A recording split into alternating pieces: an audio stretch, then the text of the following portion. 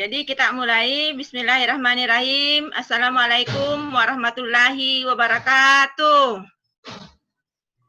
Waalaikumsalam warahmatullahi wabarakatuh. Jadi alhamdulillah pada sore hari ini mari kita sama-sama membuka kegiatan kita ini dengan mengucapkan basmalah. Bismillahirrahmanirrahim. Jadi syukur alhamdulillah kita panjatkan Allah Subhanahu wa taala karena pada sore hari ini alhamdulillah masih kita diberi kesehatan, kesempatan, kemauan dan keinginan untuk kita bergabung pada acara sore hari ini, yang mana acara kegiatan kita ini adalah acara seri keempat. Dan insya Allah ada 2 pemateri. Jadi pemateri pertama itu Pak Asep Apipuding SP. Kemudian pemateri kedua tidak asing lagi buat kita semua, yaitu Pak Farul Rasim. Jadi yang pertama Pak Asep ini adalah tim penilai pusat. Jadi sebentar mungkin hanya siapa membawakan materinya 15 menit atau sampai 20 menit. Kemudian saya harapkan nanti partisipasi teman-teman di seluruh Nusantara untuk kita diskusi. Jadi untuk mempersingkat waktu, karena setiap saya ini pada kegiatan sore hari ini selalu sampai maghrib. Jadi untuk mempersingkat waktu, dengan hormat saya persilakan kepada Pak Asep Apipuding SP. Dengan hormat disilakan Pak. Assalamualaikum warahmatullahi wabarakatuh. Ada juga pasang itu. Selamat sore teman-teman semua penyuluh se-Nusantara. Marilah kita panjatkan puji dan syukur kepada Allah Subhanahu wa taala. Alhamdulillah. Walaupun saya mendadak oleh Bu Marwah dikasih tahu, tapi alhamdulillah bisa bertemu. Sebetulnya tadi maaf Bu Marwah, telepon beberapa kali, saya lagi jalan ke Bandung, tapi akhirnya sudah di rumah juga, alhamdulillah. Baik, Bapak dan Ibu yang saya hormati, penyuluh se-Nusantara, salam kenal dari saya, penyuluh perikanan Madya, Kabupaten Purwakarta, Jawa Barat. Dan tadi disebut oleh Bu Marwah, katanya tim penilai pusat. Sesungguhnya bukan tim penilai. Kita itu hanya mencocokkan saja data dari teman-teman yang dikirimkan ke sekretariat tim penilai di KKP. Ya barangkali kebetulan saya suka diajak. Dan ternyata kalau saya perhatikan, sesungguhnya teman-teman ini sudah cukup bagus yang dikirimkan ke kementerian itu. Hanya saja memang kita itu kurang runut gitu. Kadang-kadang persiapan, pelaksanaan, kemudian laporan dan evaluasinya itu tidak ada. Salah satu, misalnya gini, pelaksanaan, perencanaan misalnya, rencana kerjanya tidak ada. Tapi pas pelaksanaan kegiatannya ada. Jadi itu kadang-kadang seperti itu. Contoh kecil misalnya seperti rencana kerja. Rencana kerja itu kita di tim itu sering kali terjadi rencana kerjanya itu yang satu lembar.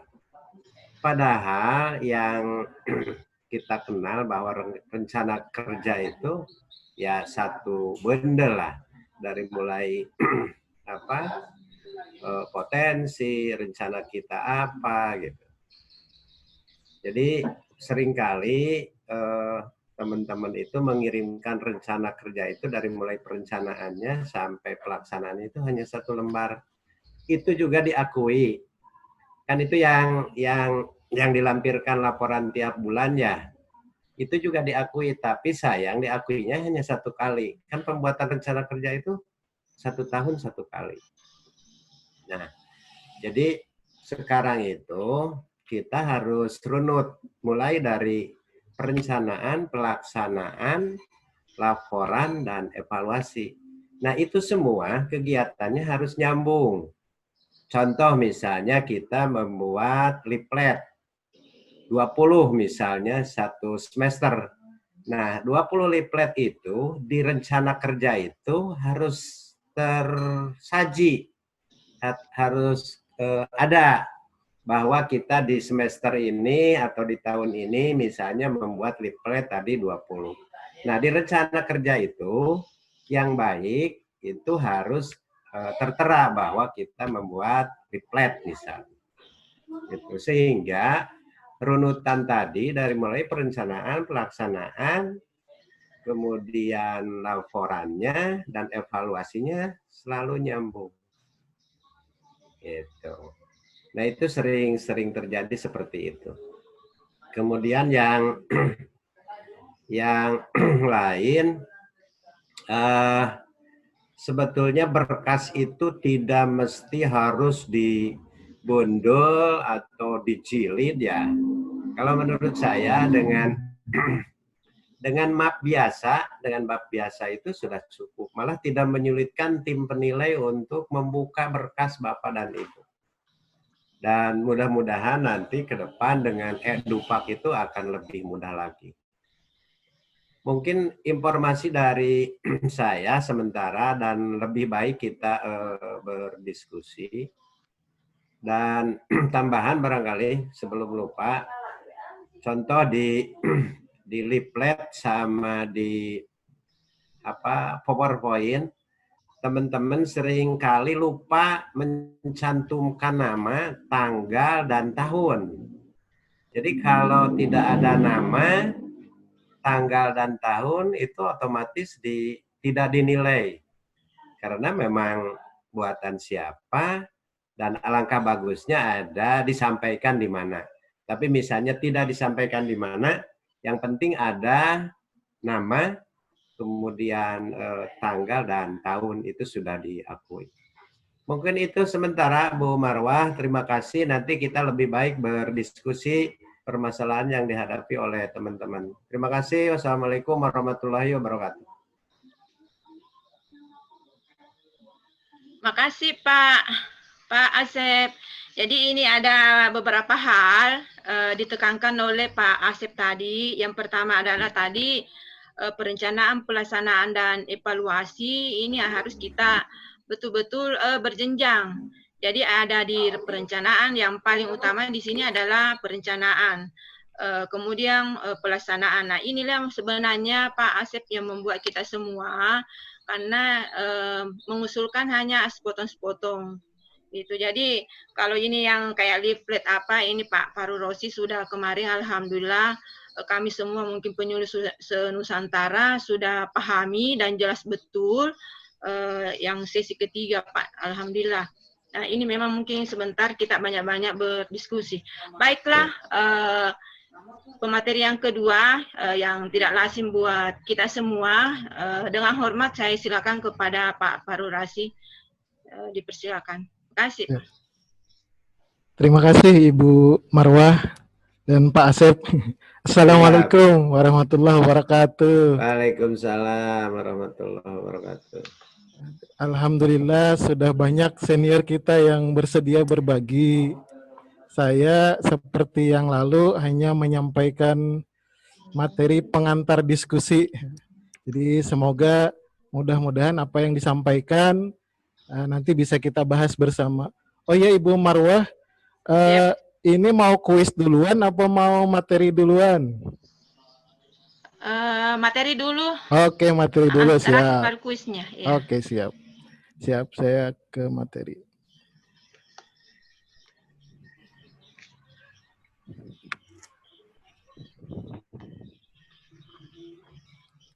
Oke, kita tiba pada seri keempat, yakni membahas tentang kunjungan perseorangan atau biasa disebut anjang sana, pertemuan kelompok, dan bimbingan pemecahan masalah. Nah, pada umumnya sebetulnya ketiga kegiatan ini bagi jenjang pemula sampai dengan muda merupakan 50% dari isi dupaknya. Jadi yang 50% ini jangan sampai kurang tepat gitu. Maka beberapa hal saya cuman mengingatkan kembali, jadi beberapa hal yang harusnya ada pada bukti fisik kunjungan anjang sana, pertemuan kelompok, dan bimbingan pemecahan masalah. Yang pertama adalah laporan itu kadangkala ada kalanya lupa ditandatangan oleh salah satu, entah oleh penyuluhnya atau oleh orang yang dikunjungi. Jadi harus dipastikan laporannya sudah ditandatangan oleh orang yang dikunjungi dan oleh penyuluhnya. Kemudian format terbaik pada laporan anjang sana dan pertemuan kelompok serta bimbingan pemecahan masalah adalah formatnya di print, isiannya ditulis tangan. Itu yang terbaik. Meskipun kalaupun diketik keseluruhannya boleh, tetapi nanti tingkat kepercayaannya akan berbeda, tingkat plagiasi copy paste-nya akan berbeda jika ditulis tangan. Kalau ditulis tangan, meskipun laporannya sama persis, akan tetap diakui karena sudah dinilai berusaha. Karena kita sekarang kan era digital, orang nulis tangan 1 lembar itu sulit loh. Jadi kadang 15 menit nulis 1 lembar. Jadi hal ini akan membuat diakui.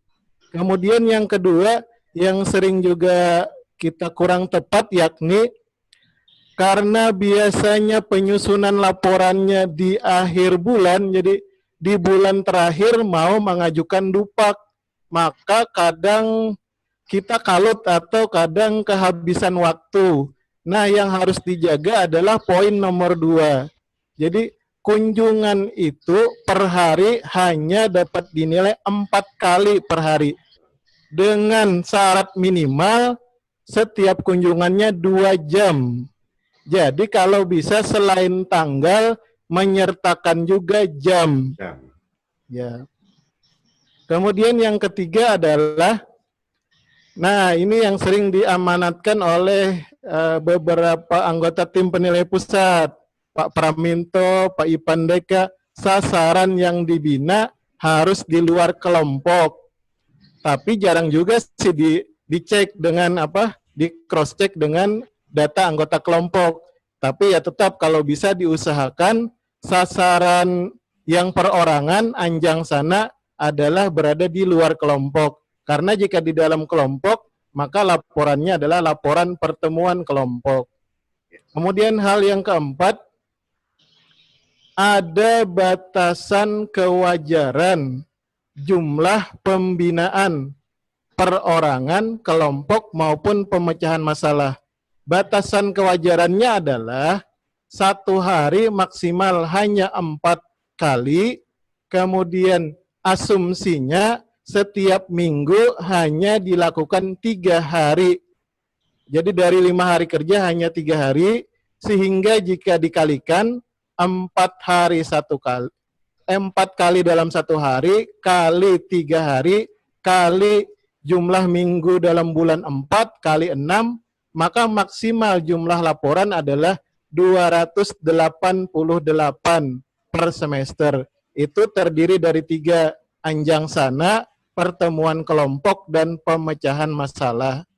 Khusus untuk madya hanya boleh 75 untuk bimbingan pemecahan masalah. Kalau penyuluh lainnya komplit dari pemula sampai muda boleh 288. Tapi khusus pemecahan masalah juga hanya 75 kali maksimal yang dapat diakui per tahun. Tapi jangan khawatir kalau di luar madya, jika sudah menuliskan laporannya bimbingan pemecahan masalah, misalkan sejumlah 100, nanti juga akan tetap dinilai, tapi dimasukkan pada angka perseorangan atau anjang sana jika kelebihan dari bimbingan pemecahan masalah. Jadi dengan kata lain, per semester hanya 38 kali bimbingan pemecahan masalah yang dapat diakui. Kemudian hindari orangnya sama, tanda tangan beda. Kadang karena mau cepat-cepat, kemudian lupa saat ke lapangan minta tanda tangan, maka kita berkreasi. Maka kalau bisa hindari itu.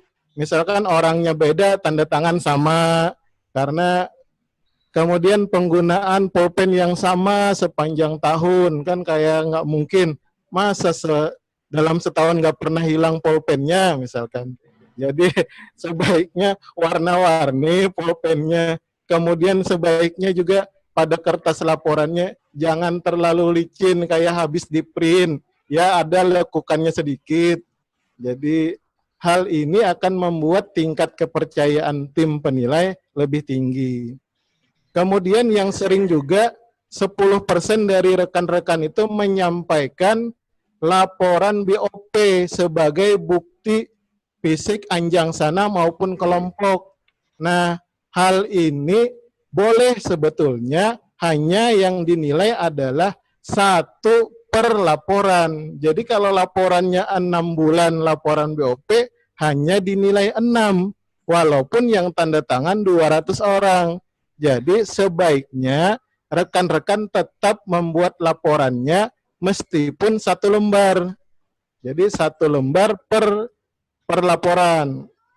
Seseorang itu dapat dikunjungi beberapa kali. Misalkan bulan ini dikunjungi ke 1 orang, nanti bulan depan dikunjungi lagi. Itu boleh.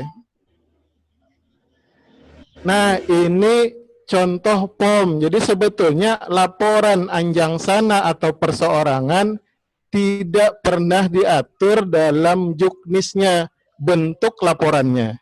Jadi pada umumnya bebas. Jadi ada yang mengikuti POM A pada peraturan Menteri Pertanian, boleh. Ada yang membuat POM sendiri, boleh juga. Atau kalau yang masih bingung boleh mengikuti format seperti yang ada di layar. Pada intinya yang penting ada yang dikunjungi, kita menyampaikan apa waktunya. Nah, kalau yang tadi dalam 1 hari dilakukan lebih dari 1 kali, sebaiknya ditulis waktunya, jamnya. Karena tadi maksimal dalam 1 hari hanya 4, kemudian minimal per 1 kunjungan 2 jam. Kemudian yang kelompok, kalau tadi anjang sana, sekarang yang kelompok. Yang kelompok itu hampir sama dengan yang anjang sana, hanya ada beberapa kekhususan. Yang pertama, harus ada tanda tangan pengurus kelompok, lebih baik ketuanya, dan distempel kalau ada. Kalau nggak ada, ya yang ada aja bendahara atau sekretaris boleh. Kemudian harus ada tambahan daftar hadir. Kalau yang tadi anjang sana hanya selembar. Kalau yang sekarang selembar ditambah daftar hadir, jadi 2 lembar. Kemudian yang ketiga adalah kalau bisa di daftar hadirnya ditulis jam pertemuannya yang menyebutkan minimal 2 jam. Yang keempat adalah laporannya jangan sampai laporan BOP. Jadi memang sudah bagus laporan BOP-nya ada yang dikunjungi, kemudian tanda tangan dan distempel, tetapi tadi hanya dihitung per laporan. Kalau laporannya cuma 6 bulan, hanya 6. Jadi sangat sayang sekali. Jadi kalau bisa dibuatkan saja laporannya. Kemudian jumlah yang dapat diakui berlaku sama untuk ketiganya ini, yang anjang sana, pertemuan kelompok, dan bimbingan pemecahan masalah, 288 per semester. Nanti dijumlah ketiga-tiganya.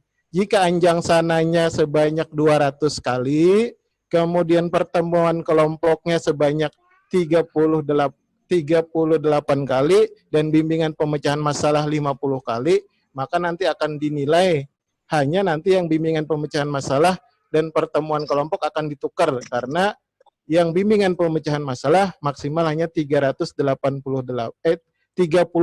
kali per semester, karena 75 kali per tahun. Nah, jika teman-teman mempergunakan POM A dulu di penyuluh pertanian boleh, kemudian A di jabatan nasional lain boleh, karena tidak ada format khusus yang diatur dalam juknis kita. Nah, minimal mengikuti format yang ada di layar. Ini minimalnya begini. Tetapi sering juga selain format ini ada tambahan untuk di keterangan. Jadi sebaiknya di keterangannya ditulis rencana tindak lanjut. Jadi nanti kita akan berkunjung lagi ke sana kapan, atau materi apa yang kita akan sampaikan di kunjungan berikutnya. Karena kita biasanya kalau melaporkan pertemuan kelompok tidak hanya 1 kali setahun, kan akan berulang setiap bulan 1 kali mungkin, atau sebulan 2 kali sesuai dengan kebutuhan dan agenda kita yang sudah disepakati dengan kelompok. Kemudian yang terakhir pada materi ini adalah bimbingan pemecahan masalah.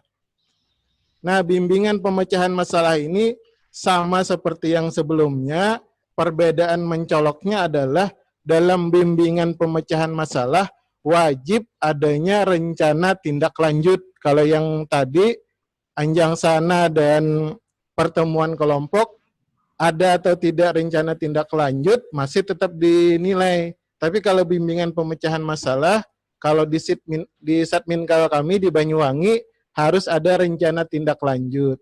Jadi hanya menambah tabel di kolomnya. Nah, kolom tabel. Misalkan rencana tindak lanjutnya setelah berkonsultasi nanti kita akan praktek langsung. Atau setelah berkonsultasi nanti kita akan bersama-sama misalkan ke kelurahan atau kantor desa untuk menumbuhkan kelompok misalkan. Jika yang bersangkutan berkonsultasi untuk menumbuhkan kelompok.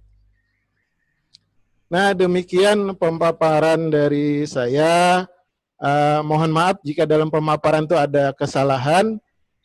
Pemaparan ini maksudnya hanya untuk memancing diskusi. Nanti silahkan rekan-rekan menambahkan, kemudian menyempurnakan. Demikian, waktu kami kembalikan ke Ibu Moderator. Terima kasih. Terima kasih Pak Farul Rosi. Jadi ini ada beberapa tadi yang saya mungkin penekanan di sini, utamanya yang kunjungan. Kunjungan ini memang kadang-kadang pekerjaan setahun dikerjakan hanya seminggu itu mungkin. Jadi harus kita jeli melihat tanda tangan, dan memang selaku bukan sebenarnya tim penilai ya, apa yang dikatakan oleh Pak Asep tadi bahwa hanya mencocokkan. Bukan tim penilai, hanya kita mencocokkan. Jadi memang kadang-kadang teman-teman ada yang lupa, mungkin lupa tanda tangan, apakah koordinatornya tidak tanda tangan atau dia sendiri yang tidak tanda tangan. Kemudian ini mengenai kunjungan, ini memang kita harus kunjungan, karena ini kunjungannya ada kelompok dengan perorangan atau anjang sana. Ini memang yang teman-teman masih ada yang kelompok dijadikan juga sasaran. Nah, kemudian mengenai juga pemecahan masalah, nah ini ada batas 2 jarang. Kemudian ini laporan BOP.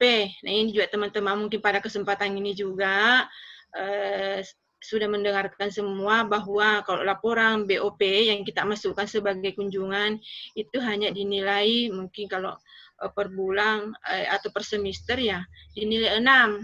Jadi saya kira itu mari kita sama-sama berdiskusi, karena ini ada Pak Asep dan kalau Pak Faru saya kira sudah jelas karena materinya sudah kita dibagikan kemarin, mungkin rekan-rekan Lukan se-Nusantara ada yang ingin disampaikan dari Pak Asep atau dari Pak Farurasi. Dipersilahkan. Saya, Bu. Assalamualaikum Izin, Bu. warahmatullahi wabarakatuh. Iya, Pak. Halo. Assalamualaikum. Halo, iya. Silakan, Assalamualaikum. Pak. Salam. Siapa, Bu? Siapa, Bu? Ada Wardi, Bu? Pak Herianto. Halo. Pak Heri, iya. Ya. Izin, Bu ya. Iya, silakan, Pak Heri. Assalamualaikum warahmatullahi wabarakatuh. Waalaikumsalam warahmatullahi wabarakatuh. Sebelumnya saya memperkenalkan diri, nama saya Ruben Komarudin, penyuluh perikanan Kabupaten Konawe, Sulawesi Tenggara. Salam kenal juga kepada para narasumber pada sore hari ini, Pak Asep, kemudian Pak Fahru Rozi. Salam, Pak. Kemudian Ibu Narwah Nompo. Ada beberapa pertanyaan yang ingin saya sampaikan kepada narasumber, di mana kalau tidak salah untuk pengusulan Dupak di tahun ini, di periode pertama ini Januari sampai Juni 2020, seperti yang disampaikan sebelumnya oleh Ibu Kapuslu, Ibu Lili, bahwasanya sudah akan memakai aplikasi Edupak. Nah, dari yang sudah dipaparkan oleh narasumber, khususnya kepada Pak Haru Rosi tadi yang sudah pelaksanaan penyuluhan baik anjang kelompok maupun bimbingan pemecahan masalah. Yang jadi pertanyaan saya, kalau sebelum-sebelumnya pada saat kita pengusulan Dupak di tahun-tahun sebelumnya, itu dalam bentuk hard copy, berkas yang sudah di-print ataupun ditulis tangan, kemudian ditandatangan oleh penyuluh maupun pelaku utama atau pelaku usaha yang kita kunjungi, dan kemudian kita kirim ke Satminkal masing-masing. Nah, apakah dengan adanya aplikasi Edupak nanti ini, saya kurang tahu nanti di Satminkal kami, khususnya di Satminkal Maros, apakah sudah akan diberlakukan aplikasi Edupak, setiap lembaran baik kunjungan anjang sana, kelompok maupun bimbingan pemecahan masalah, yang di situ tertera ada tanda tangan pelaku utama atau pelaku usaha yang dikunjungi, apakah harus dipoto satu per satu, ataukah dipoto scan, kemudian dimasukkan ke dalam flash disk, dan kemudian dikirim? Mengingat seperti yang disebutkan itu, kalau kita ikuti sesuai pemaparan dari narasumber, bahwasanya dalam satu semester itu kurang lebih 288 dibagi 3 anjang sana, kelompok maupun bimbingan pemecahan masalah. Kemudian yang selanjutnya terkait dengan pengisian format daripada anjang sana maupun kelompok, sebelum-sebelumnya pernah kami lakukan juga dengan menulis tangan format yang diisi atau bahkan yang diketik lewat laptop. Nah, biasanya kami juga tidak tahu untuk tingkat penilaiannya itu terkait dengan pengisian format kunjungan yang ditulis konvensional, dalam hal ini tulis manual, dibandingkan dengan kalau kita menulis langsung di laptop kemudian kita print out. Itu saja mungkin untuk sementara pertanyaan dari kami kembalikan ke moderator. Wassalamualaikum warahmatullahi wabarakatuh. Moderator. Ya, makasih deh, Heri. Ya, siapa? Moderator. Silakan Pak Fajri. Ya, makasih. Assalamualaikum warahmatullahi wabarakatuh.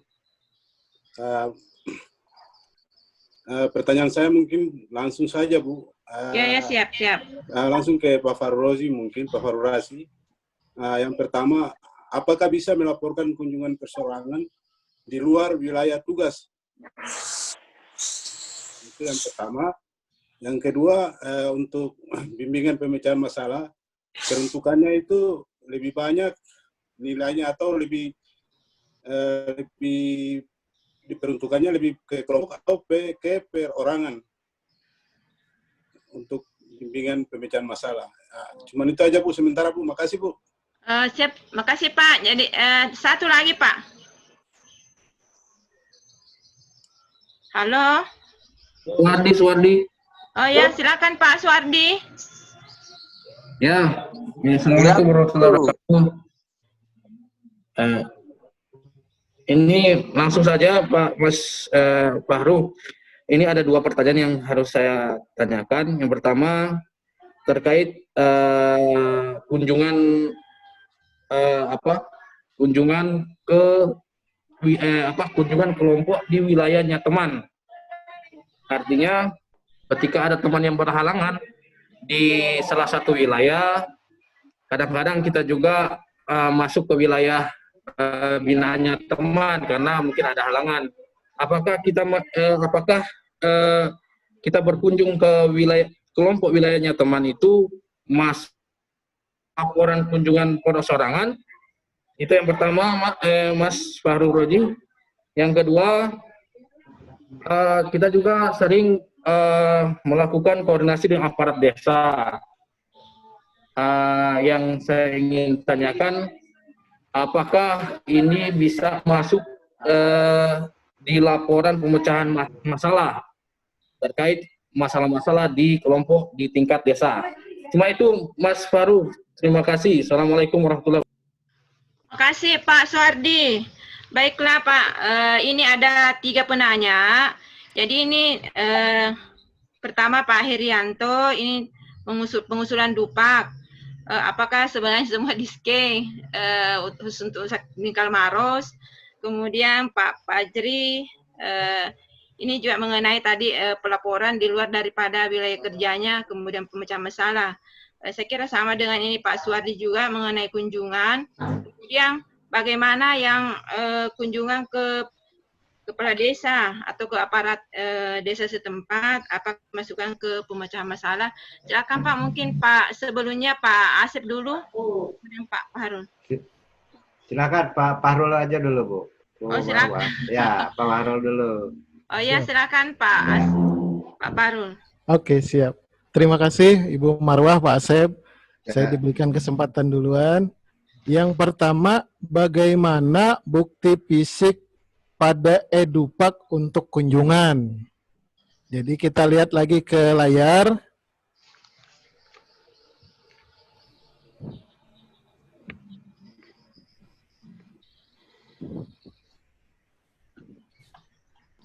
Nah, nanti bukti fisik kunjungannya adalah tadi lembaran laporannya, formatnya kita print duluan, baru nanti diisi tulis tangan, kemudian diminta tanda tangan kepada yang dikunjungi dan kita tanda tangan.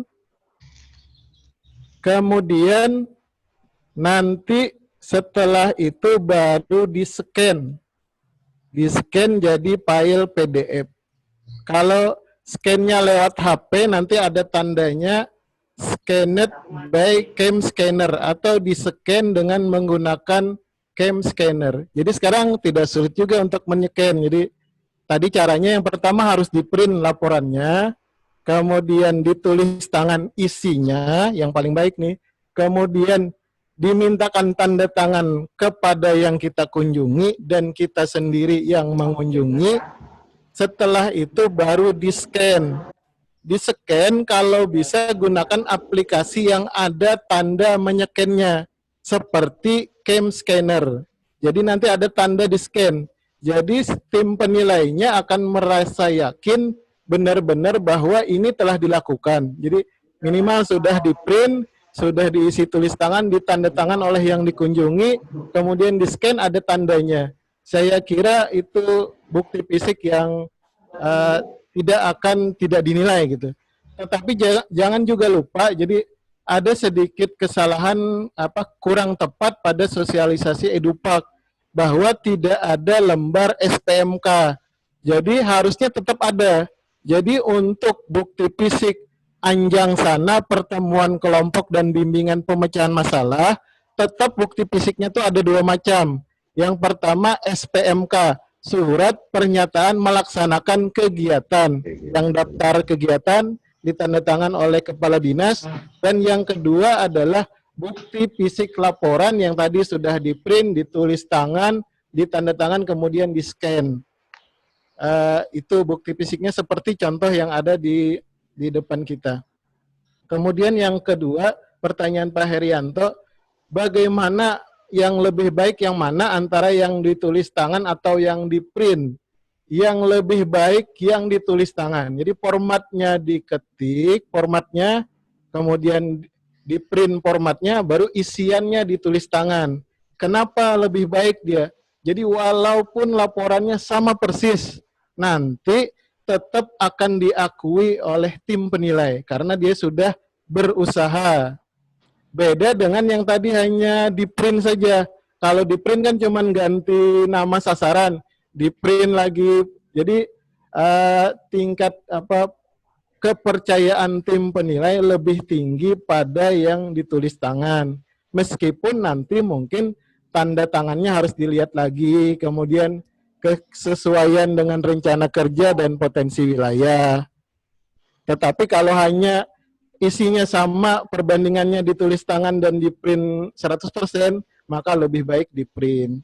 Kemudian untuk pertanyaan Pak Fajri, bisakah, ini sama dengan Pak Suwardi, bisakah melaporkan kunjungan Anjang Sana pada wilayah kerja di luar wilayah kerjanya? Jawabannya bisa. Kemudian malah jangan kita itu selalu membuat laporan Anjang Sana, pertemuan kelompok, bimbingan masalah itu sendirian. Itu juga kesalahan. Jadi kadang kita bersama-sama dengan teman. Misalkan gini, kita menumbuhkan kelompok baru. Nah, kita mengajak teman kita yang mungkin di wilayah kerja itu 2 orang atau karena dia sendirian jadi tidak ada yang memfoto kegiatan nantinya atau tidak ada teman yang lebih ahli untuk memberikan materi peran dan fungsi kelompok, kita ngajak teman lain. Nah, maka nanti yang melaporkan, jadi di kolom yang melaporkan ini nanti tulis saja 2 orang di sini seperti yang di layar ini. Kalau yang di layar ini kan 1 orang. Nanti jika ternyata pembinaan kelompok itu kita datang berdua, nanti sebaiknya ditulis berdua di sini yang melaporkannya 2 orang. Itu jauh lebih baik dan akan terakui di dupaknya. Jadi jawabannya pada prinsipnya boleh, tapi nanti akan dipakai presentasi nanti. Jangan sampai misalkan lebih dari 30% dia berada di luar wilayah kerjanya. Kalau hanya 20%, 10% nanti itu wajar karena kita penyuluhan itu tim. Jadi kadang ada seseorang yang tidak pandai misalkan membuat bakso ikan. Kita meminta teman yang pandai membuat bakso ikan, maka dia ikut dalam pertemuan kelompok di wilayah kita. Nah, hal itu diperbolehkan. Kerjasama dalam penyuluhan itu bagus gitu. Ya. Itu yang dari Pak Fajri. Kemudian yang kedua dari Pak Fajri adalah bimbingan pemecahan masalah, apa bedanya dengan Anjang Sana? Jadi yang pertama bedanya pada nilainya. Nilainya 2 kali lipat dari Anjang Sana. Kalau Anjang Sana itu nilainya untuk pertama dan muda 0,025 untuk 1 kali kunjungan Anjang Sana. Tetapi bimbingan pemecahan masalah 0,056. Jadi 2 kali lipatnya. Kemudian bedanya yang kedua adalah sasarannya. Jadi kalau yang tadi, kalau sasarannya di bimbingan pemecahan masalah, boleh perorangan, boleh kelompok. Kalau yang tadi, yang sebelumnya kan kalau perorangan semuanya orang-orang. Kalau yang pertemuan kelompok. Nah, kalau di bimbingan pemecahan masalah, boleh perorangan, boleh kelompok. Kemudian pertanyaan berikutnya dari Pak Suwardi. Yang pertama tadi sama dengan jawaban Pak Fajri, bolehkah membina di wilayah teman? Jawabannya boleh, hanya jangan sampai lebih dari 20% jumlah laporannya di wilayah teman. Membantu boleh, tapi jangan tiap hari gitu Pak intinya. Kemudian yang kedua, apakah koordinasi dengan aparat desa dapat dimasukkan pada bimbingan pemecahan masalah?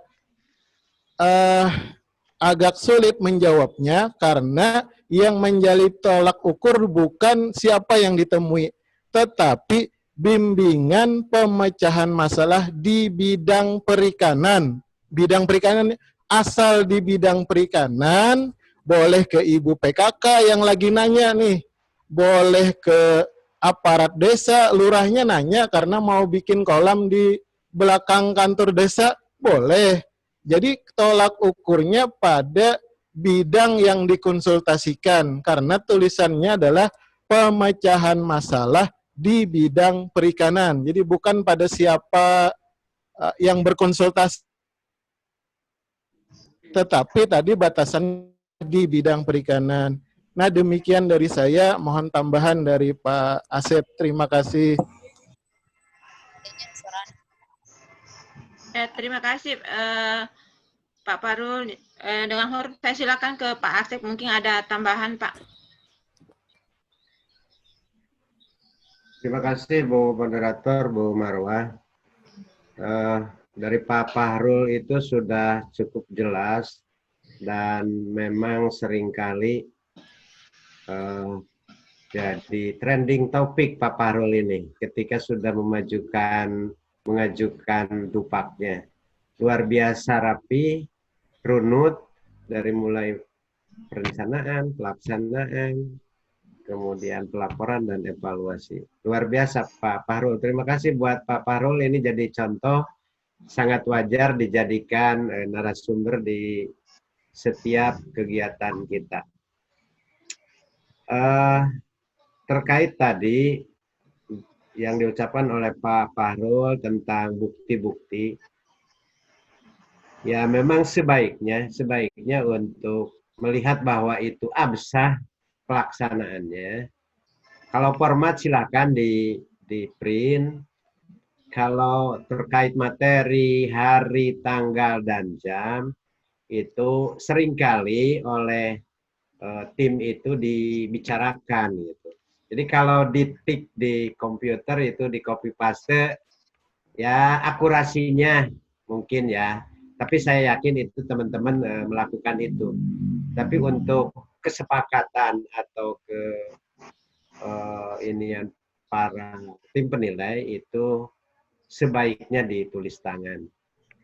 Kemudian terkait dengan bimbingan masalah, saya berharap yang sudah madya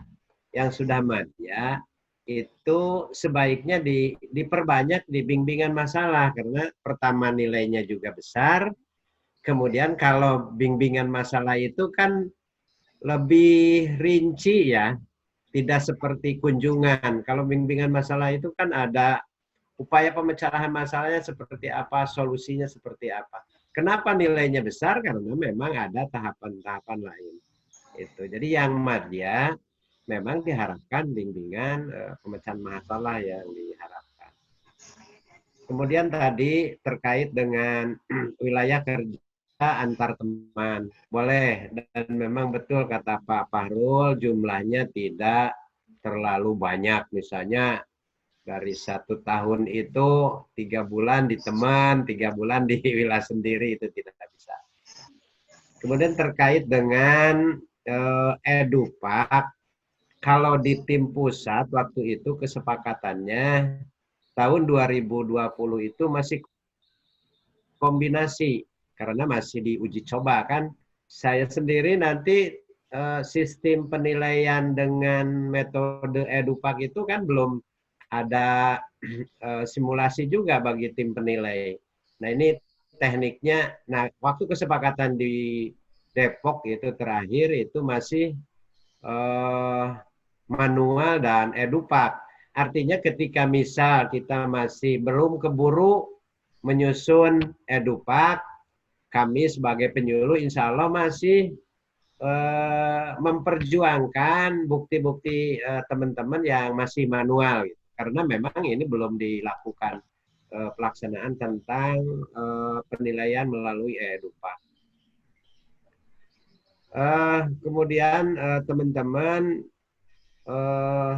saya titip sekali lagi, tadi itu runutan. Kadang-kadang punten teman-teman itu perencanaan tidak ada, pelaksanaan ada, kemudian laporan ada, evaluasi ada. Nah ini jadi pertanyaan tim itu, kok pelaksanaannya ada, perencanaannya nggak ada gitu. Itu sering terjadi. Karena memang di antara teman kita itu ada yang membuat rencana kerja itu yang 1 lembar. Itu diakui, tapi hanya 1 kali dalam 1 tahun. Karena sesungguhnya yang namanya membuat rencana kerja itu 1 tahun 1 kali. Itu kemudian tambahan mungkin bisa Pak Fahrul tadi nanti menambahkan terkait dengan kemarin ada webinar karya tulis, Pak Fahrul jadi pemateri juga. Sebaiknya karya tulisnya itu, kalau kita karena profesi penyuluh, karya tulisnya itu sebaiknya karya tulis tentang penyuluhan.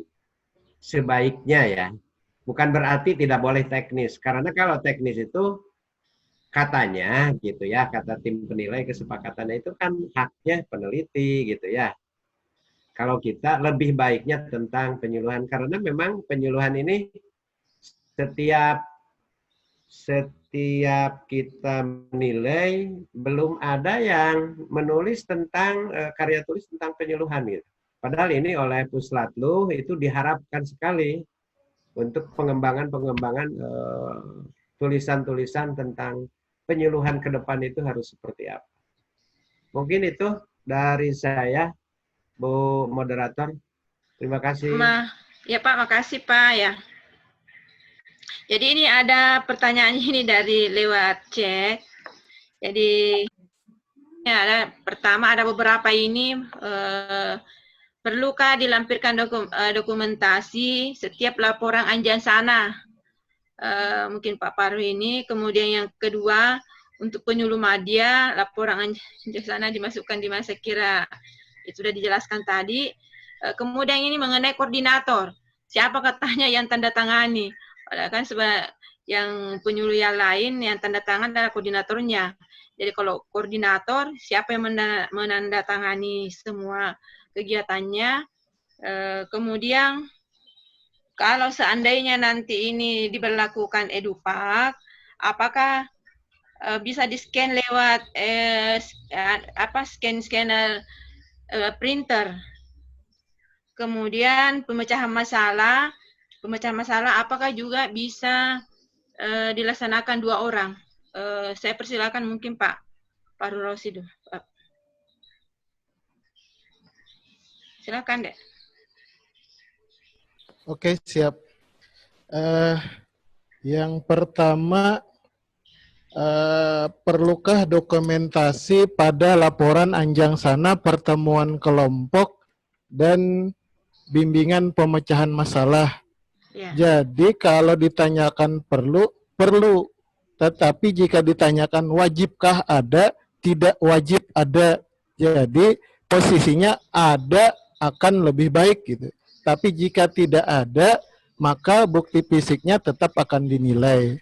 Jadi sebetulnya kalau paketnya misalkan pertemuan kelompok, nanti dimulai dari surat dari ketua kelompok untuk mengundang pertemuan kelompok. Harusnya dia ngundang anggotanya dan ngundang penyuluhnya. Kan seharusnya ada dokumentasi lain selain tadi daftar hadir, berarti harusnya ada surat undangan pertemuan kelompok. Kemudian harusnya juga ada dokumentasi saat pertemuan kelompok. Tetapi itu tadi bukan suatu keharusan, jadi tidak wajib ada, tapi jika ada, maka akan lebih baik, lebih terpercaya, lebih sah gitu. Laporannya akan diakui. Jadi jika mau menambahkan dokumentasi, lebih baik.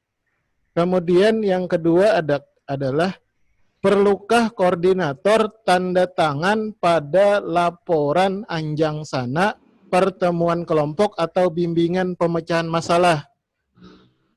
Jawabannya tidak perlu.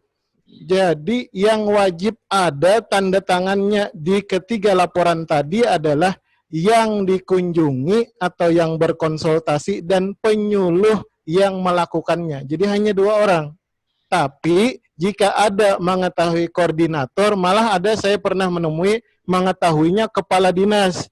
Ya tidak apa-apa, malah lebih bagus gitu. Tapi tidak wajib. Jadi yang wajib adalah orang yang dikunjungi dan yang melakukannya. Hanya dua itu, penyuluhnya dan yang dikunjungi. Jadi kalau pertanyaannya, terus koordinator siapa yang tanda tangan? Ya koordinatornya sendirilah yang memiliki laporannya dan orang yang dikunjungi. Kemudian ada juga selain dua pertanyaan tadi, ada dua pertanyaan lain dari Ibu Betty di chat. Yang pertama, pemecahan masalah untuk penyuluh lain boleh apa enggak katanya. Jadi ceritanya kalau penyuluh lain bertanya kepada dia, misalkan dia boleh dimasukkan di laporan pemecahan masalah.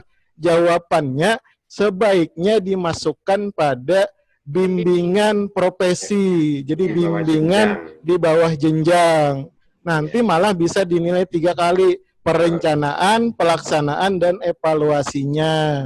Kemudian boleh membimbingnya setiap bulan, kan biasanya ada temu koordinasi. Jadi setiap bulan ngumpul gitu di dinas atau di suatu tempat tertentu memberikan penguatan materi. Nah, jadi masuknya ke sana. Kemudian pertanyaan kedua dari Ibu Betty adalah tutorial online yang seperti kita lakukan ini, apakah boleh dilaporkan pada pemecahan masalah? Jawabannya sebaiknya tidak dilaporkan pada pemecahan masalah, tetapi dimasukkan pada mengikuti seminar atau lokakarya. Nanti nilainya lumayan, tingkat nasional nih. 0,3 kalau nggak salah. Nanti tinggal kita minta bantuan Ibu Marwah dan teman-teman DPD IPKANI Sulawesi Selatan menerbitkan sertifikat. Tapi jangan lupa seperti yang kita diskusikan sebelumnya, nanti bukti fisik wajib itu ada 4 buah yang wajib nih. Nanti yang perlu ada 3, jadi ada 7. Yang pertama SPMK, surat pernyataan melaksanakan kegiatan. Yang kedua adalah surat undangannya, atau kalau ada di email atau chat di grup Telegram yang mengundang kita. Kemudian yang ketiga adalah surat tugas untuk mengikuti kegiatan tersebut dari kepala instansi.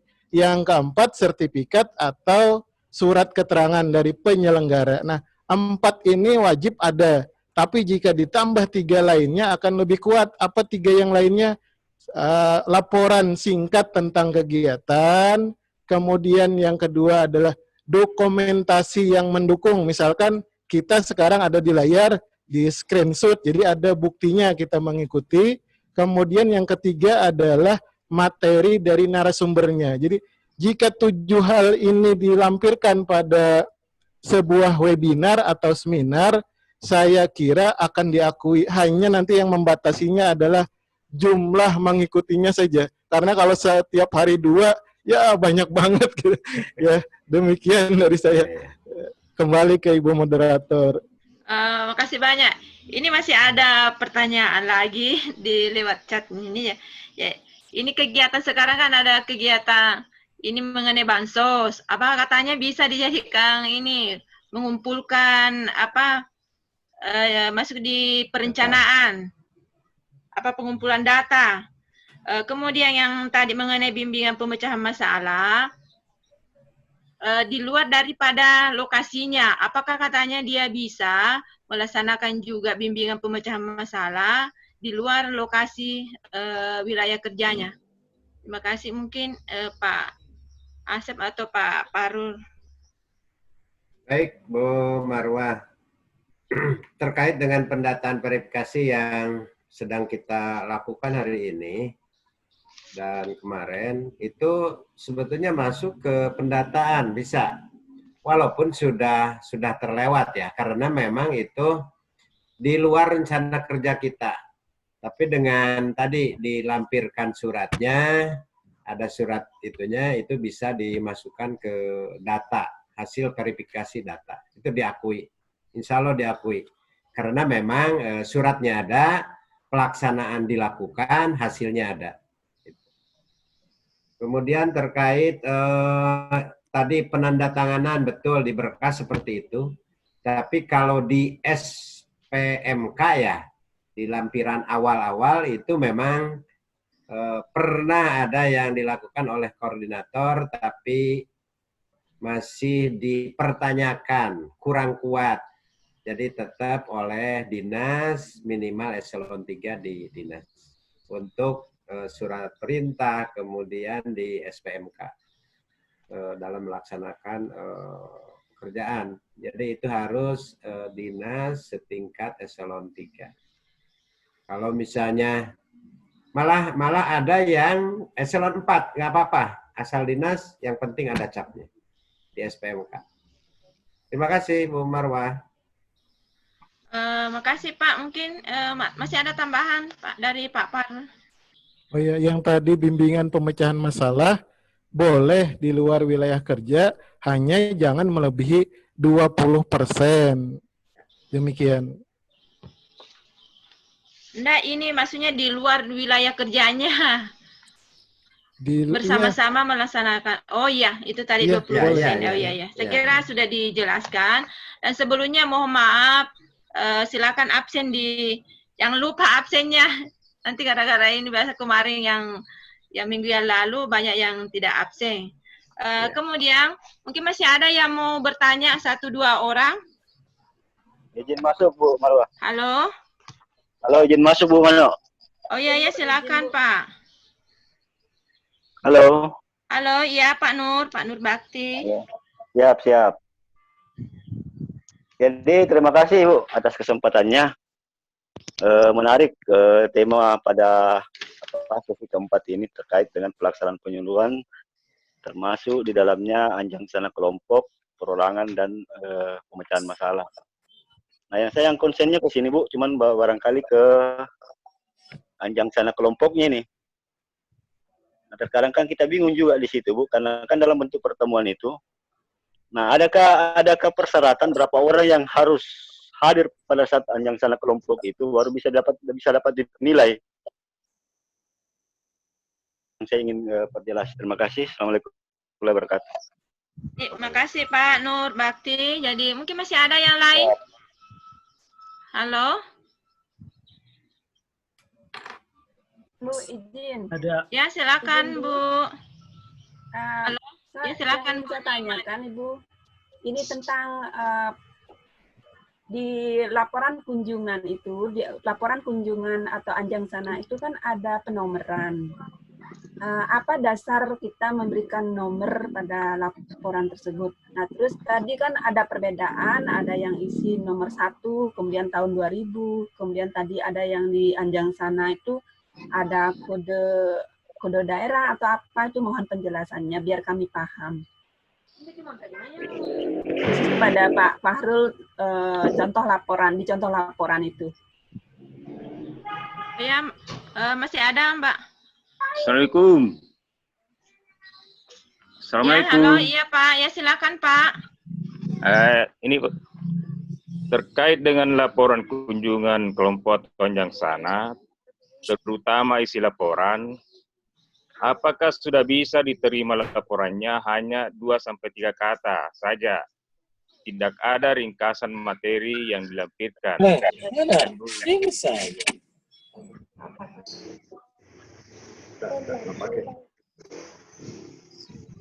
Hanya itu Pak. Halo Iya, Pak ya. Iskandar, hanya itu ya Pak? Hanya itu oh saja. iya Pak. Saya hadir. Halo, tambah satu lagi Pak. Saya. Ya, silakan Pak Ferdi. Ya, ada beberapa pertanyaan dari saya. Yang pertama, bimbingan pemecahan masalah itu apa berlaku bisa dilakukan oleh semua jenjang penyuluh? Yang pertama. Kemudian, materi penyuluhan apa bisa diulangi, diberikan kepada pelaku orang yang berbeda. Materi penyuluhan yang sama, apakah bisa diberikan kepada orang yang berbeda? Atau sebaliknya, misalkan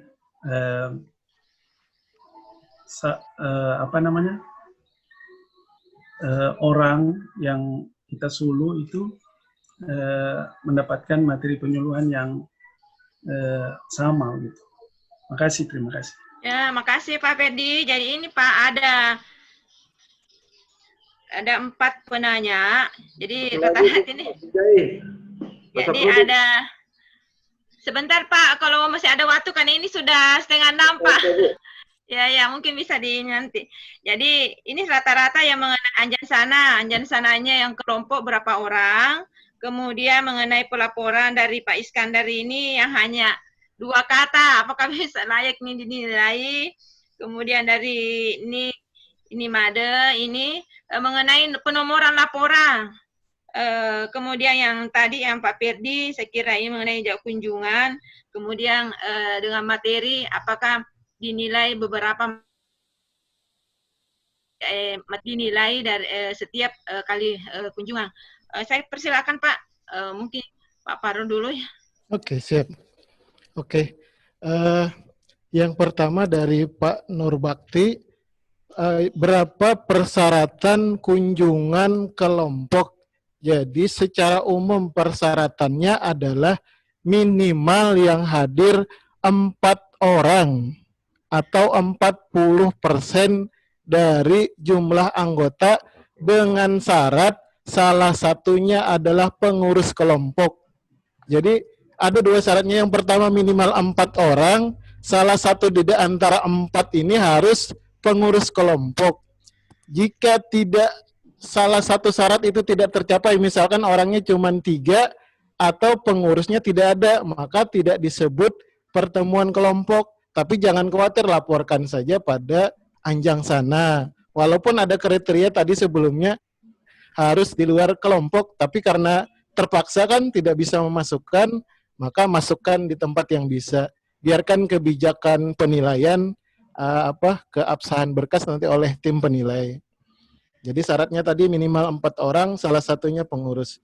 Yang kedua dari Ibu Jero yang kedua dari Ibu Jero Rastini, bagaimana kode penomorannya? Sebaiknya diulang tiap tahun. Jadi nomor 1 untuk setiap tahunnya. Misalkan Januari pertama kali Anjang Sana, nomor 1 tahun 2020.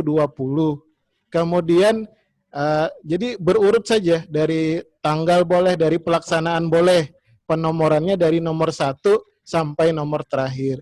Begitu juga untuk pertemuan kelompok dari nomor 1 juga. Jadi jangan Anjang Sana digabung dengan pertemuan kelompok nomornya. Nanti misalkan nomor 1-nya di Anjang Sana, nomor 2-nya di pertemuan kelompok. Sebaiknya nomor 1, 2, dan berikutnya khusus untuk Anjang Sana tersendiri, untuk kelompok tersendiri. Gunanya sebetulnya untuk memudahkan tim penilai untuk memeriksa, karena biasanya banyak, ratusan, jadi bingung gitu. Jadi kalau ada nomornya akan lebih mudah. Kemudian tadi dari Pak Iskandar, jika hanya 2 kata pada laporannya, apakah dapat dinilai atau layak dinilai? Sebenarnya tidak layak dinilai.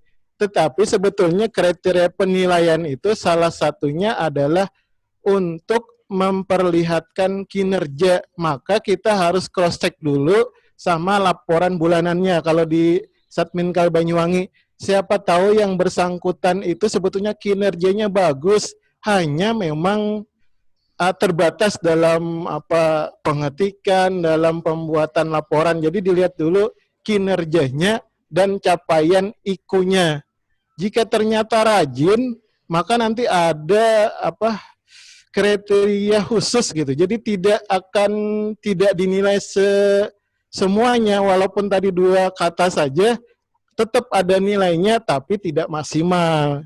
Ya, alangkah lebih baiknya kalau dilengkapi, karena nilai Anjang Sana, pertemuan kelompok dan bimbingan pemecahan itu biasanya 50% dari Dupak, jadi lebih baik lengkap sehingga dapat ternilai.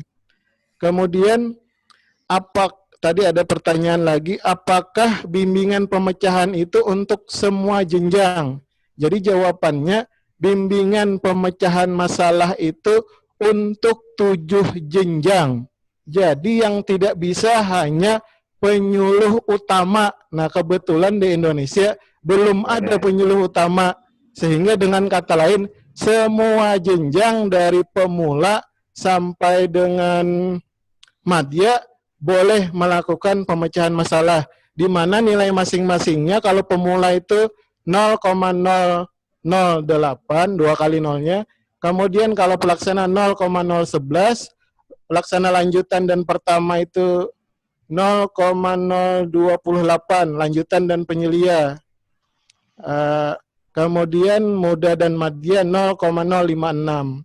Jadi semuanya dapat angka untuk bimbingan pemecahan masalah. Rata-rata 2 kali lipat dari anjang sana. Hanya tadi ada batasan maksimal 75 buah saja per tahun atau 38 per semester gitu. Kemudian bagaimana perhitungan materi penyuluhan. Jadi materi penyuluhan itu yang dihitung adalah penyusunannya, bukan penggunaan di dalam pertemuannya. Jadi kan ini beda antara perhitungan antara pertemuan penyuluhan, anjang sana, pertemuan kelompok dan bimbingan pemecahan masalah, dan menyusun materi. Jadi menyusun materi penyuluhan itu dihitung tersendiri. Dan dihitungnya adalah setiap materi yang disusun. Jadi walaupun sebuah materi, misalkan peran dan fungsi kelompok dibuat, misalkan, tapi digunakan 10 kali, tetap yang dinilai adalah hanya 1 kali. Karena yang dinilai untuk materi adalah penyusunannya. Sedangkan penggunaan 10 kali di laporannya, itu bagus karena setiap nanti menumbuhkan kelompok kan materinya peran dan fungsi kelompok. Memang bagus. Nanti tetap dinilai di laporan anjang sana atau laporan kelompoknya. Hanya untuk penyusunan di materinya hanya 1 kali. Demikian dari saya. Kembali ke Ibu Moderator. Terima kasih Pak Farul. Mungkin ada dari Pak Saripudin Sinjai. Pak Saripudin Sinjai, silakan Pak. Masih ada waktu sedikit. Terima kasih. Assalamualaikum warahmatullahi wabarakatuh. Waalaikumsalam warahmatullahi wabarakatuh. Saya Saripudin, Lukan Kabupaten Sinjai. Salam sejahtera untuk rekan-rekan penyuluh sementara. Alhamdulillah kesempatan pada sore hari ini saya diberi kesempatan untuk menyampaikan beberapa hal dan menyimak beberapa teman-teman memberikan pertanyaan. Jadi saya ambil kesimpulan untuk tidak rumitnya membuat suatu pelaporan anjang sana maupun pemecahan masalah dan sebagainya, mungkin dibuatkan satu berupa format kayak seperti aturan-aturan yang ada di Ketmen di 54 penyuluh pertanian. Selama ini saya sendiri, saya kelam kabut membuat suatu rencana kerja angka kredit, karena kami melihat di aturan yang ada di Ketmen 54 penyuluh perikanan itu yang golongan 4 madya itu keberadaannya bertugas di provinsi, sedangkan kita ini tugas di daerah. Jadi yang kami bisa lakukan hanya pemecahan masalah, kemudian bimbingan di bawah jenjang pangkat. Inilah mungkin dari beberapa pertanyaan dari teman-teman seluruh penyuluh yang hadir pada saat ini, saya ambil kesimpulan bahwa yang persoalan ini yang banyak bertanya adalah format. Coba dibuatkan satu format. Format itu anjangsannya modelnya seperti ini, pemecahan masalah seperti ini. Kalau kami lihat dari aturan Ketmen 54, teman-teman di penyuluh pertanian itu ada pemecahan masalah, tetapi bentuk model kopnya di situ adalah risalah kunjungan, pemecahan masalah. Jadi saya mau pakai format itu, saya ragu apakah itu diterima di pusat atau tidak. Padahal itu di situ kami juga sangat salut bahwa tadi ada salah satu pembawa materi bahwa sebaiknya ditulis tangan. Itu kami salut dan kami yakin bahwa teman-teman melaksanakan tugas yang secara real di bawah. Tetapi kalau secara diketik dengan diketik melalui laptop kemudian kita print, pada saat itu apakah kita bisa menggendong printer di lapangan kalau kita buat laporan. Jadi sebaiknya saya salut, itu yang pertama. Yang kedua itu saja Pak, intinya banyak teman-teman yang pusing membuat satu laporan. Karena tidak ada dasar format yang kita diberikan selama kita berada di kementerian. Masih kita mengacu kepada aturan Kepmen 54. Itu. Padahal kemarin kita dijanji waktu ada pertemuan di kementerian itu bahwa sementara dalam proses pembenahan undang-undang itu Kepmen 54, peraturan Kepmen 54, sorry bukan undang-undang. Saya kira itulah yang kami sampaikan, Bu. Makasih Pak Kanda, Pak Saripudin. Jadi mungkin masih ada tambahan satu orang. Baru. Oh, silakan Pak Haji. Silakan Pak Rizal. Makasih Bu Marwa. Ya, makasih Bu Marwa. Ya, silakan Pak. Saya cuma tanya ini masalah bimbingan sesama penyuluh. Kebetulan di kabupaten kami hampir semua sederajat pangkatnya dengan jabatannya. Nah, sementara hampir tiap hari melakukan bimbingan sama teman-teman. Tapi tidak boleh kalau tidak dibawa jenjang. Nah, sementara yang namanya zaman sekarang ini teknologi, pokoknya tiap apa aja selalu, pokoknya hampir tiap hari lah melakukan bimbingan sama teman-teman, bahkan di atas jenjang. Mungkin Bu Marwa tahulah kondisi teman-teman di daerah bagaimana di teknologi. Nah, sementara mau masukkan bimbingan, katanya tidak boleh, harus dibawa jenjang. Apakah tidak ada solusi sendiri? Karena hampir sederajat semua. Sementara sederajat semua lah. Pokoknya mau 3D ke 4A semua yang di atasnya bahkan lebih dibimbing lagi dibanding dengan yang dibawanya. Mungkin yang dibawa jenjang ya mungkin lebih pintar. Sementara yang dibimbing ya yang di atas jenjang. Oke, itu barangkali Bu Marwa. Bagaimana solusinya? Jadi ini ada dua penanya. Jadi yang pertama Pak Saripudin dari Sinjai mengenai ini format. Nah, ini saya kira format sudah ada tadi mengenai kunjungan, bimbingan. Nah, saya kira itu sudah bisa menjadi acuan, Pak. Mungkin dijelaskan kembali. Kemudian mungkin yang kegiatan-kegiatan yang lain nanti ini masih ada pertemuan selanjutnya. Mungkin kita bahas di situ lagi. Kemudian mengenai Pak Haji Rizal. Ini mungkin apakah Pak Paru Rosi atau Pak Asep yang bisa menjawab tentang bagaimana mengenai membimbing di bawah jenjang atau tutorial. Nah, ini memang apakah di setiap kegiatan pertemuan kelompok, pertemuan penyuluh yang semua di bawah jenjang, apakah dinilai satu-satu atau dinilai hanya satu orang? Terima kasih Pak. Saya mohon ini dari Pak Asep dan yang Madia ini ya. Siap. Terima kasih Bu Marwa. Betul, tadi terkait dengan Pak Saripudin, kayaknya orang Sunda ini di Sinjai ya. Saripudin, halo. Halo Pak, halo. Namanya nama Sunda Pak. Ya. Syafrudin Pak, bukan Saripudin, Syafrudin. Oh, Syafrudin Sunda juga Pak Syafrudin. Kebetulan cucu saya di sana satu Pak, di Makassar. Alhamdulillah. Salam kenal Pak Syafrudin. Terkait format Pak, di buku coklat ini sudah lengkap Pak. Oke Pak, persoalannya kami belum terima Pak, teman-teman penyuluh di Lukan Kabupaten Sinjai belum dapat seperti itu.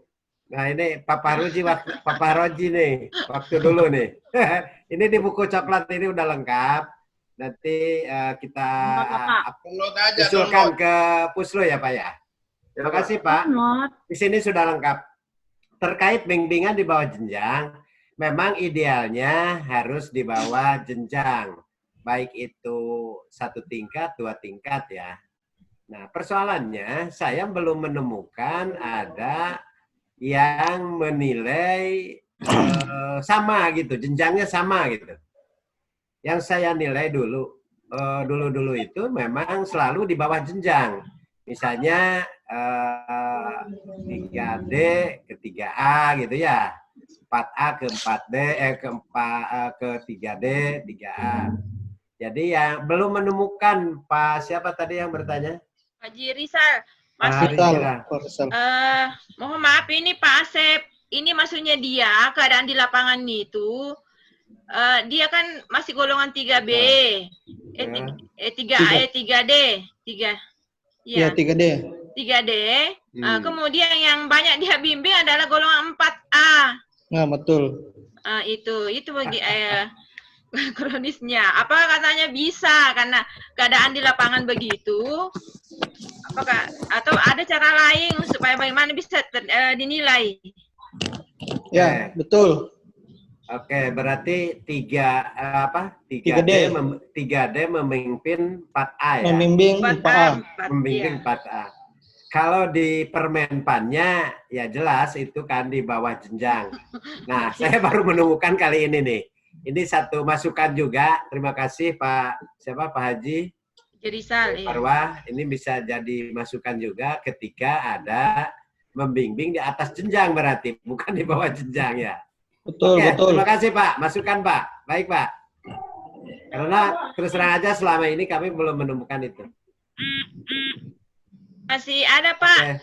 Itu yang kegiatan pertemuan, kegiatan pertemuan yang dilaksanakan. Iya, koordinator membimbing semua penyuluh yang ada di ruangan itu. Apakah dinilai satu-satu atau dinilai hanya satu kali? Kalau pelaksanaan per hari itu satu. Kalau beda hari, misalnya gini, dari 10 orang itu bisa dibagi kan? Hari Senin 2 orang, terus hari Selasa 2 orang atau 1 orang. Kalau beda waktu, beda hari, beda jam, mau 10, mau 1, mau 2, itu di aku 1. Itu Bu. Ya, terima kasih Pak. Ini memang sangat luar biasa penjelasan Bapak karena ini para koordinator yang ada di mungkin seluruh Nusantara banyak yang muda tetapi membimbing yang golongan 4A, 4B. Kemudian mungkin masih ada sedikit waktu Pak, masih ada yang bertanya. Tidak bertanya Bu Naf, saya mau bicara sebentar dengan Pak Asep. Ya. Silakan Pak. Pak Saprudin. Pak Asep. Ya. Pak Asep. Ya, Pak Asep. Ya. Kalau bisa Pak bukunya dikirim warna coklat ke Sinjai. Terima kasih. Insya Allah kalau ada 2, insya Allah. Ya Pak. Melalui saja Ibu Mano, Ibu Koordinator. Bisa Pak. Mungkin masih ada teman-teman.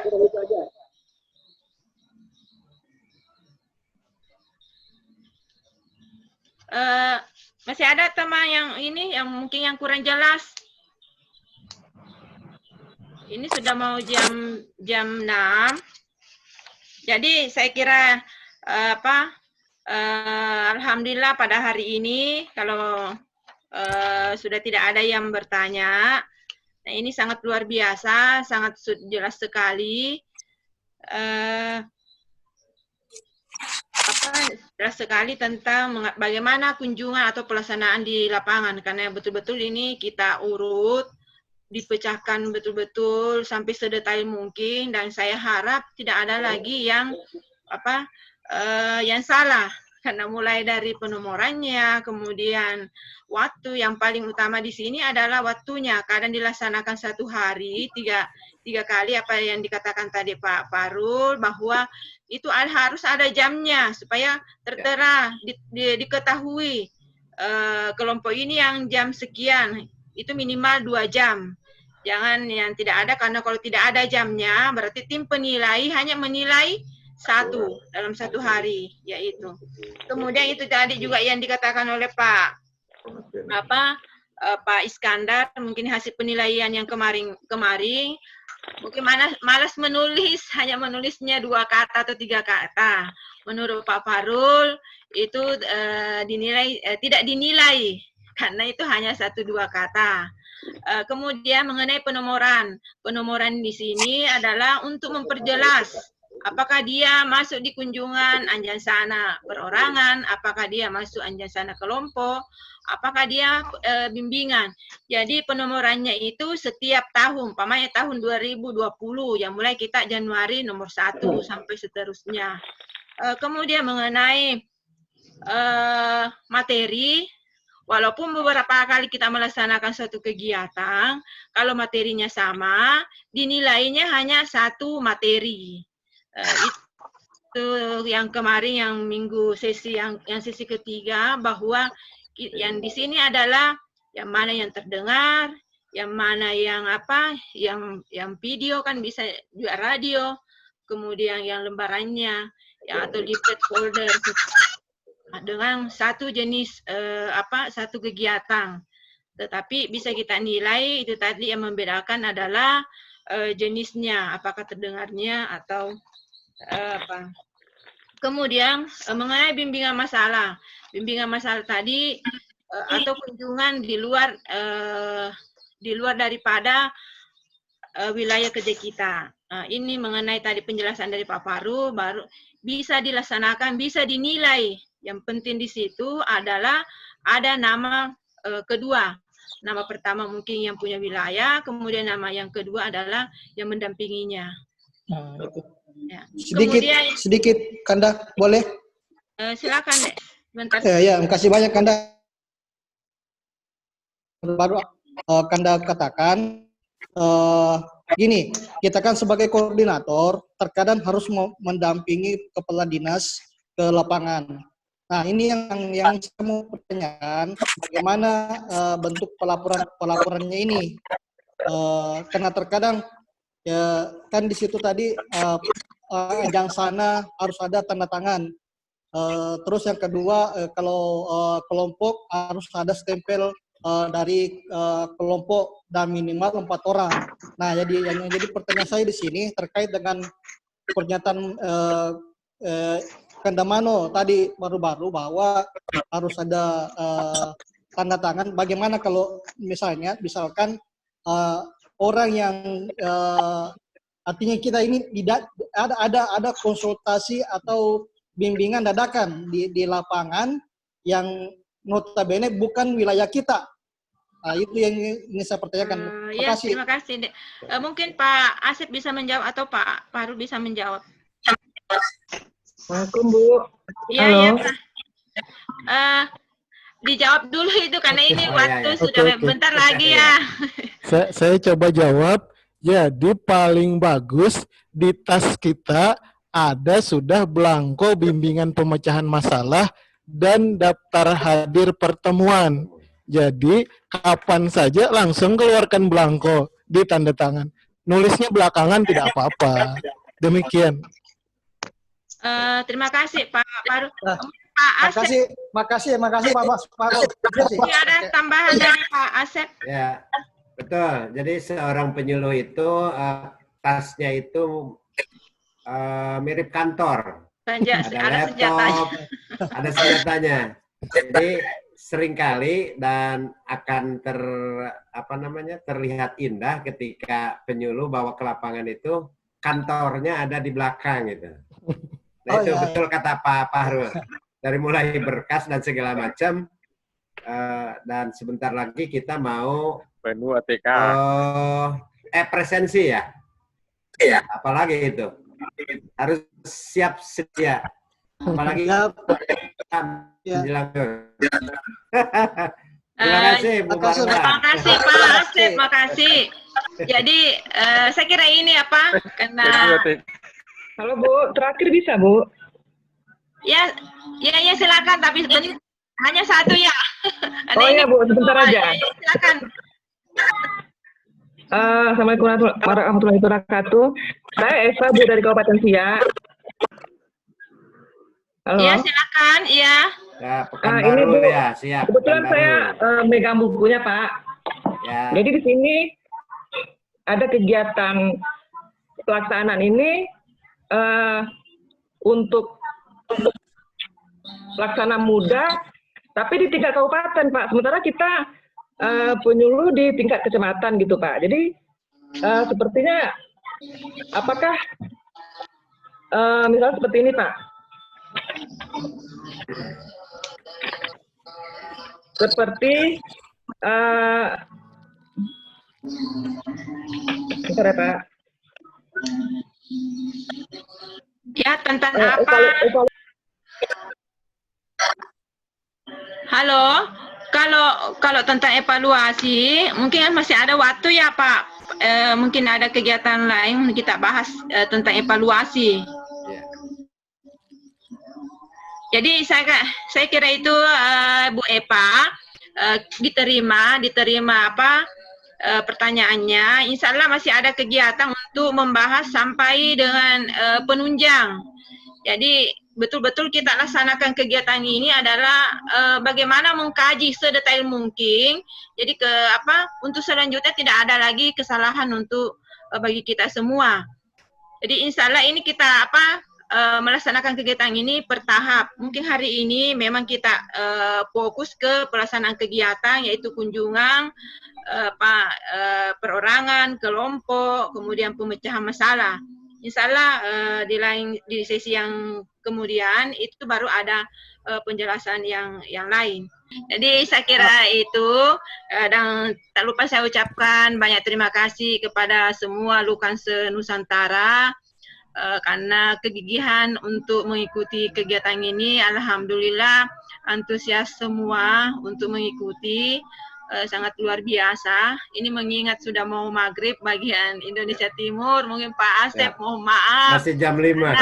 Mohon maaf karena mendadak sedianya Pak. Kemarin saya hubungi Pak Ivan dia kan tidak tersambung. Ibu Herlina juga katanya tidak menilai lagi. Makanya saya telepon juga Pak Asep. Alhamdulillah kesiapannya untuk mengikuti kegiatan ini. Nah, marilah kita sama-sama membaca hamdalah atas berakhirnya kegiatan kita pada sore hari ini. Sebelumnya saya mohon maaf bila ada yang kurang berkenan atau kesalahan pada kegiatan kita ini. Alhamdulillah pada sore hari ini acara kita akhiri dengan ucapan wabillahi taufiq wal hidayah. Assalamualaikum warahmatullahi wabarakatuh. Waalaikumsalam warahmatullahi wabarakatuh. Ayo teman-teman, terima kasih. Terima kasih Mas Farul.